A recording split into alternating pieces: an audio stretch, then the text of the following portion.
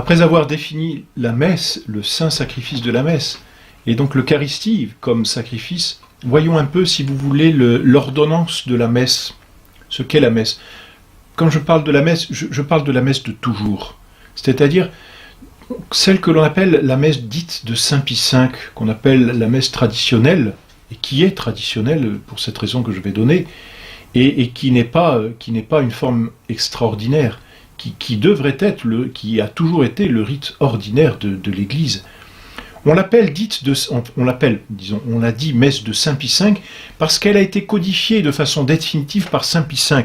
Saint Pie V, c'est le XVIe siècle, il est pape entre 1566 et 1572, et Saint Pie V a dû faire face aux conséquences de la crise luthérienne protestante qui a détruit la messe, comme le fera Vatican II d'ailleurs dans la suite même du protestantisme.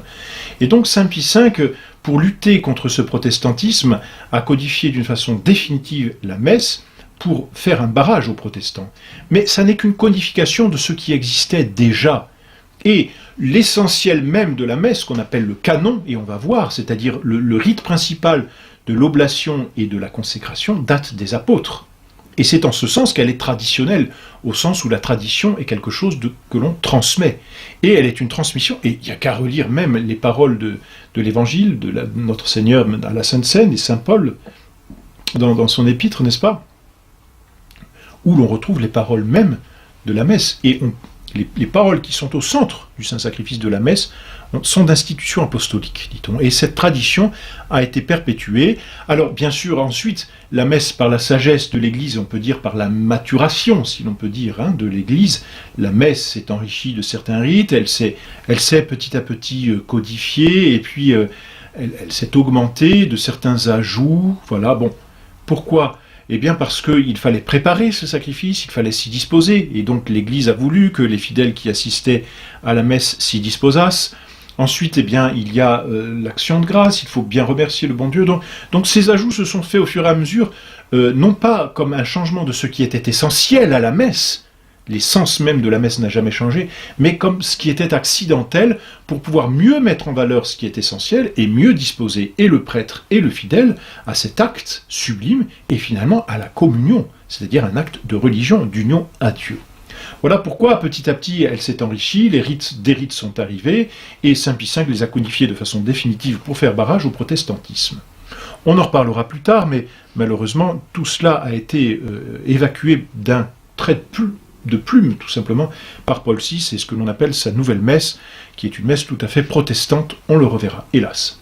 Mais quand je parle donc de la messe, je ne parle que de cette messe traditionnelle, parce qu'elle est le plus manifestement, c'est-à-dire comme un signe, elle est le plus manifestement le renouvellement du sacrifice de la croix. N'oublions pas, l'Eucharistie est à la fois sacrifice et sacrement. Et le sacrifice de la messe, tel qu'il est codifié par Saint Pie V et tel qu'il nous a été transmis au fur et à mesure des siècles, est la représentation ou le renouvellement le plus sacramentel, c'est-à-dire le plus significatif de ce que c'est que le sacrifice de la croix. Donc la messe de Saint Pie V est la plus représentative, si l'on peut dire, sacramentellement, c'est-à-dire la plus significative de ce que c'est que le sacrifice de la messe et de la croix. Tandis que la nouvelle messe ne signifie plus bien le sacrifice de la croix, et c'est un défaut, au moins. Alors, le saint sacrifice de la messe a été donc codifié par Saint Pie V, et ce saint sacrifice de la messe, tel que nous le connaissons aujourd'hui, on peut dire qu'il est divisé comme en deux parties. Alors, on peut diviser de plusieurs façons. Traditionnellement, il a toujours été divisé en deux parties dès les premiers siècles de l'Église. Il y a la messe des catéchumènes, et puis ensuite il y a la messe de ceux qui sont baptisés. Il y a la première partie qui est une première partie d'instruction, et puis il y a le sacrifice proprement dit. Une partie disposition et une partie sacrifice. Et les catéchumènes assistaient à la partie d'instruction et partaient ensuite, et le sacrifice de la messe n'était lui réalisé dans les premiers siècles que pour ceux qui étaient déjà baptisés.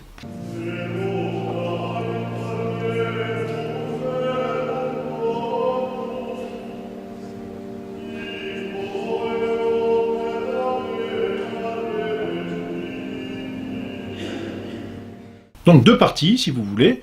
Première partie, préparation, puis deuxième partie, sacrifice, proprement dit.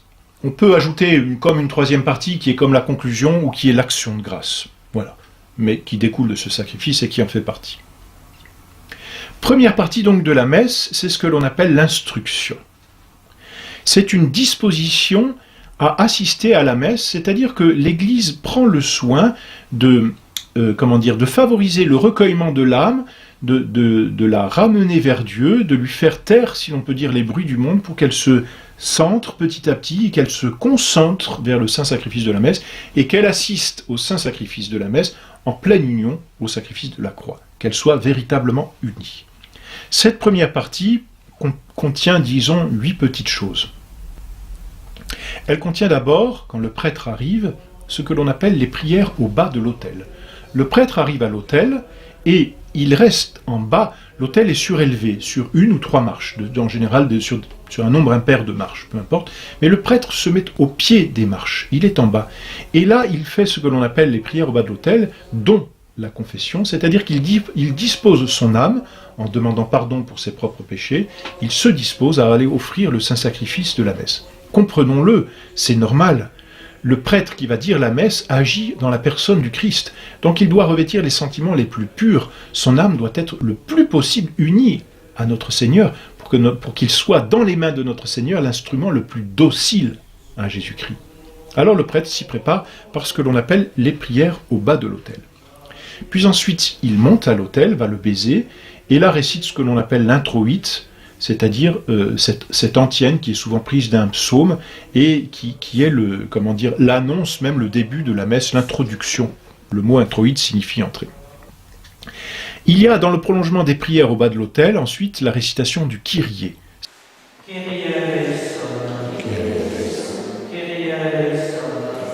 Seigneur, ayez pitié de nous. Jésus-Christ, ayez pitié de nous. Seigneur, ayez pitié de nous. C'est repris d'un ancien rite, ce qu'on appelait les litanies, et c'est ce qu'il reste des litanies. Du reste, on retrouve ça encore d'ailleurs le samedi saint, à la vigile pascale. Mais ce Kyrie est encore un appel à apaiser la colère de Dieu, voyez, l'importance d'apaiser. Ayez pitié de nous. Et ensuite, le prêtre, pas à toutes les messes, mais à la plupart des messes, récite le Gloria, qui est une hymne d'action de grâce transmise par les anges lors de la Nativité. Gloria in excelsis Deo.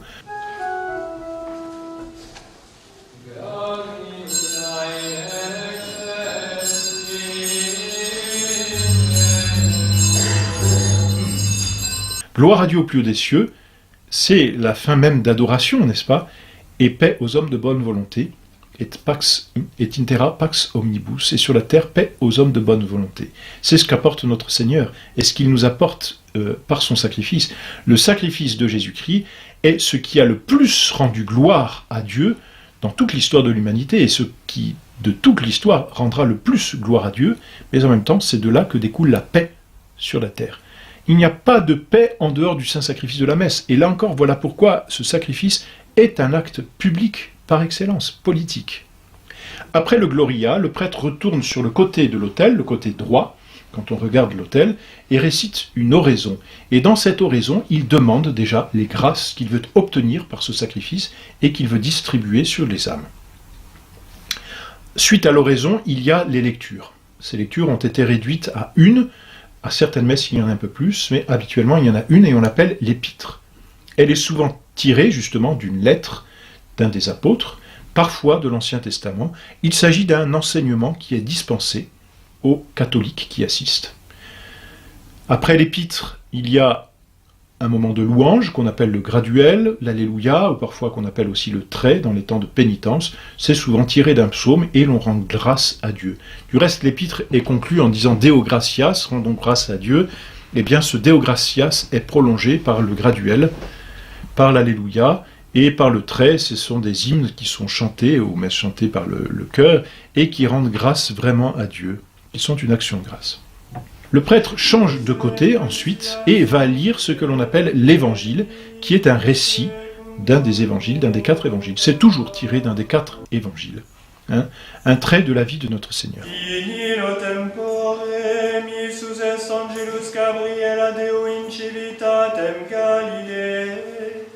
Suit alors l'homélie. Et là, l'évêque, dans les premiers temps, justement, expliquait les 2 textes, ou les différentes lectures de l'épître et de l'évangile, et c'était vraiment l'instruction que l'évêque puisait dans ces textes et qu'il donnait aux fidèles et aux catéchumènes. Enfin, suit le credo, qui est l'acte de foi par excellence, puisque dans le credo sont contenues toutes les vérités. Et donc, le fidèle prononce cet acte de foi ou le chante, et après avoir vraiment dit cet acte de foi, les catéchumènes partent et les fidèles, disposés par cet acte de foi, vont assister vraiment au saint sacrifice de la messe.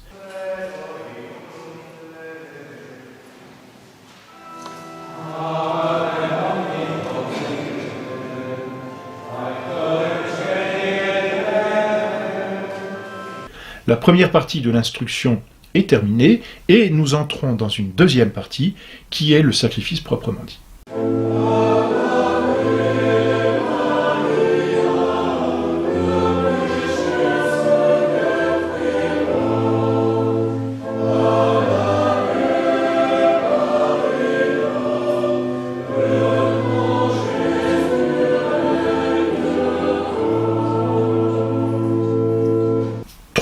Trois parties dans le Saint-Sacrifice, parce que tout sacrifice comporte trois choses. D'abord l'offertoire, c'est-à-dire l'oblation, et le prêtre va offrir par avance et l'hostie qu'il tient sur une patène, et le vin qu'il contient dans le calice, il les offre par avance à Dieu pour qu'il soit agréé de Dieu. C'est l'offertoire, donc qui contient ses prières d'offrande. Le prêtre va s'unir lui-même et en même temps se laver les mains, qui est un rite très, très ancien, très vénérable, pour bien manifester la pureté intérieure par ce lavement extérieur qu'il veut revêtir avant d'offrir le sacrifice. Donc première partie du sacrifice, l'offertoire. Quand l'offertoire est achevé, où il s'achève, disons, sur la préface, et la préface, comme le dit d'ailleurs le mot, va introduire ce que l'on appelle le canon même de la messe, qui est l'immolation. C'est le point central de la messe. Durant ce canon, qui commence, disons, à la préface et qui s'achève juste avant le pater, le canon de la messe, ici, c'est le moment même de l'immolation. Il est silencieux. Il est toujours en silence, et le Concile de Trente, d'ailleurs, le redit. Il est en silence. Pourquoi ? Parce que c'est l'action sainte, l'action sacrée. C'est ensuite le prêtre, en tant que prêtre, qui peut agir. Et les fidèles ne sont pas prêtres, donc ils n'interagissent pas durant le canon. Ils sont en silence, recueillis, à genoux, et s'unissent autant que possible au sacrifice de la messe, c'est-à-dire de la croix.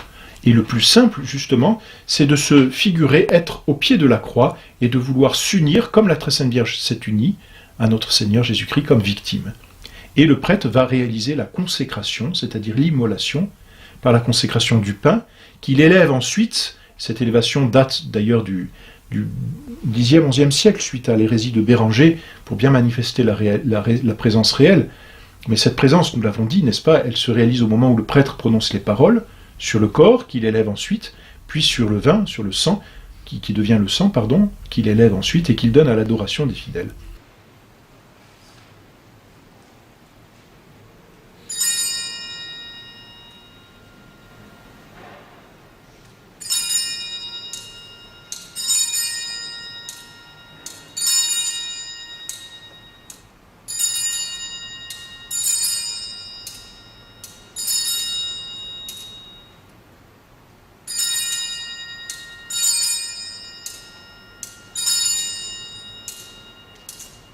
Voilà cette partie d'immolation qui s'arrête juste avant le pater.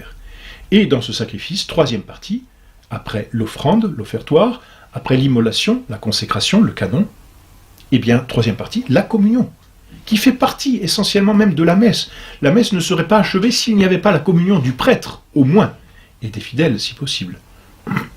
Et donc, le prêtre va ensuite réciter le pater, qui est la prière par excellence, faire la fraction de l'hostie, qui est un rite très vénérable, puisqu'autrefois on fractionnait le pain qui avait été apporté à l'offertoire, qui était offert à l'offertoire par les fidèles, qui était apporté à l'autel par une longue procession à l'offertoire, qui était ensuite consacré et qui a été ensuite fractionné et distribué. Alors cette fraction qui est très vénérable, saint Paul même en parle d'ailleurs dans ses épîtres, eh bien elle est réduite justement à la fraction de la grande hostie, et pour les fidèles ce sont des petites hosties qui sont réduites à leur plus simple expression, c'est du pain azime sans le vin, et bien est consacré par le prêtre au moment du canon, au moment de la consécration, de l'immolation. Et le prêtre donc fractionne l'hostie et ensuite communie et donne la communion, communie les fidèles. Voilà pour le centre même du saint sacrifice de la messe.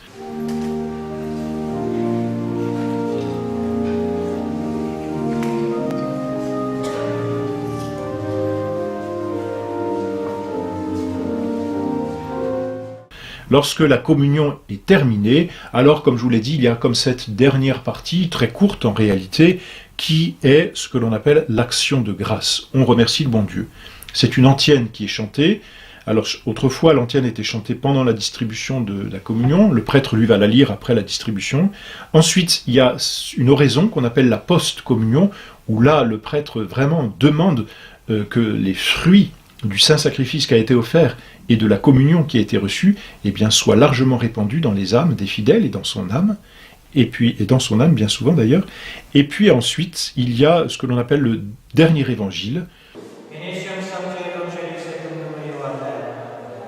qui est, qui rappelle le mystère de l'incarnation auquel la Sainte Messe est très intimement liée, parce que si notre Seigneur ne s'était pas incarné, il n'aurait pas pu être vraie victime, vrai prêtre, et le sacrifice, s'il n'avait pas été Dieu, n'aurait pas été un vrai sacrifice agréé de Dieu.